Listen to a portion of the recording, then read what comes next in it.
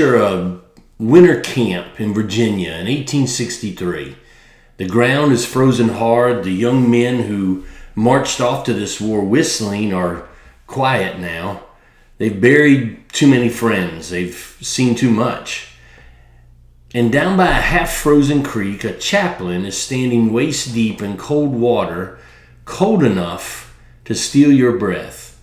And one by one, soldiers are wading in to be baptized. They will not wait for warmer weather. Some of them know they may never live to see the next spring. So in the freezing water between the battles, an army is being born again. Welcome to Lift Up Your Day, short stories with a biblical heartbeat. I'm Rodney Coe, and today, the revival that swept through the bloodiest war in American history. By 1863, the Civil War had become a slaughter. Tens of thousands of young men were dying far from home. And in the camps on both sides, blue and gray alike, something began to happen that no general had ordered. Revival broke out.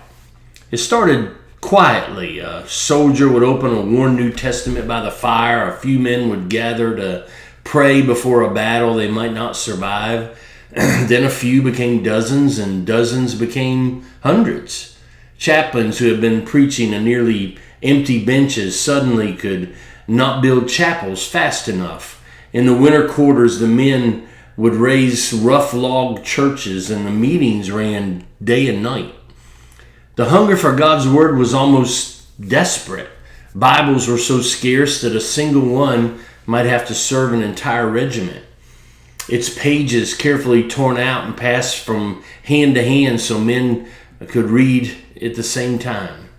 Soldiers who had once filled the camp with cursing and gambling were now singing hymns under the stars, and when a man came to faith, they baptized him right there, right where they were, in cold creeks and icy rivers, unwilling to wait because no one knew how many tomorrows they had left. Here is the staggering part. Historians estimate that around 150,000 Confederate soldiers came to Christ before the war ended. And revival swept through the Union camps too, with conversions running into the tens of thousands. Men who would aim their rifles at each other in the morning were kneeling before the very same God at night. The bloodiest ground in our nation's history became, of all things, a harvest field. And think about what that meant. Many of those young men were baptized in freezing water one week and lay dying on a battlefield the next. The baptism that began in an icy creek was finished on the far shore of heaven.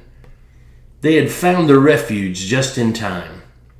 We tend to think revival comes when life is comfortable, good music, padded pews, full stomachs, but the great moves of God never wait for comfort. This one came in trenches and field hospitals, among frightened young men a long way from home. The psalmist knew why. God is our refuge and strength, a very present help in time of trouble. Not a help that shows up after the trouble is past, a very present help right in the middle of it.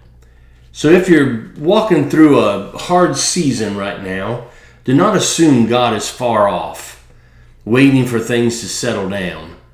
The trouble may be the very place He meets you.